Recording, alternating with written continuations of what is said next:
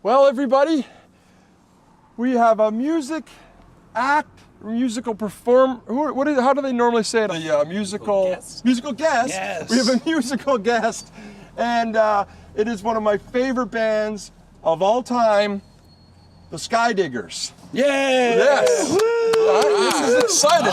I'm much more excited than you guys are about yourselves. I am thrilled and flattered. Been following this band we were talking off camera. That's how they say it. When the talk shows that have the big sets and everything else, they have off camera and on camera. We just have in the van, and we were out of the van talking. Yes. About when we met. Yes. Which was probably the fall of 1994, I believe. Right. In Port Dover, Ontario. Yes, it's true.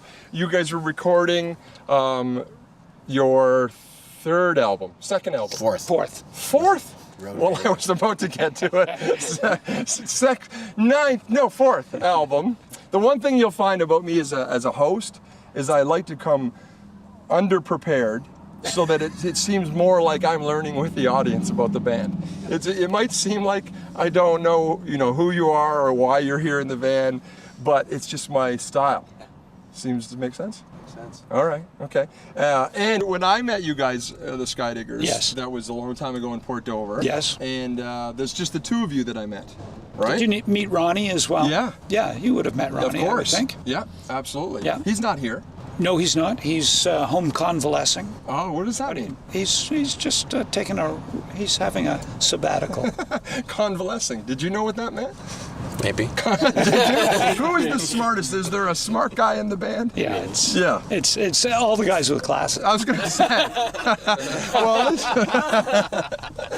so how many of these are prescription glasses? That's a cool look. That is a very cool look. Is it tough to be cool after you've been in the rock and roll scene for, what is it? It had to be 22 years now, right? When did you first start playing? Because there was bands before the SkyDiggers that you were in. Yeah. Well, Josh and I started playing together about 25 or 26 years. Yeah, at the little, what do you call those little show up and play things at the Spadina Yeah, at the Spadina Hotel, right. yeah. At Andrew Cash was running what he called the acoustic meltdown. Right.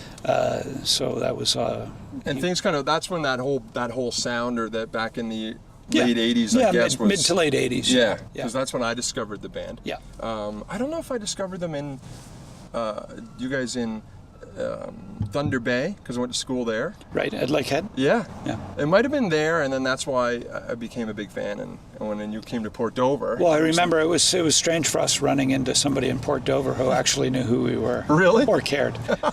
Oh, I couldn't believe it. I was had a little surf shop down there at the beach, and literally one of my favorite bands is uptown, recording at the Lighthouse Theater, and I was like, and I had a bowling alley, and so I persuaded the guys to come back with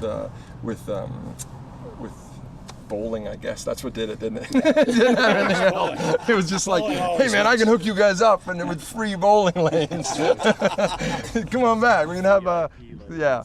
And this would be an honor for me to have the SkyDiggers playing a tune from right here in the van. Do we know what we're going to play? Yeah, we're going to play a song written by Andrew Cash and Charlie Angus, who are both members of Parliament now. So we thought probably there hasn't been a song in the van that's been written by two members of Parliament. Right. Let alone a single member. No, that's true. This is all true. And it's on the deluxe package of Northern Shore, and and it's also it's a driving song. So we thought. Look at, they see the thinking about this a little bit. So enjoy. I know I will.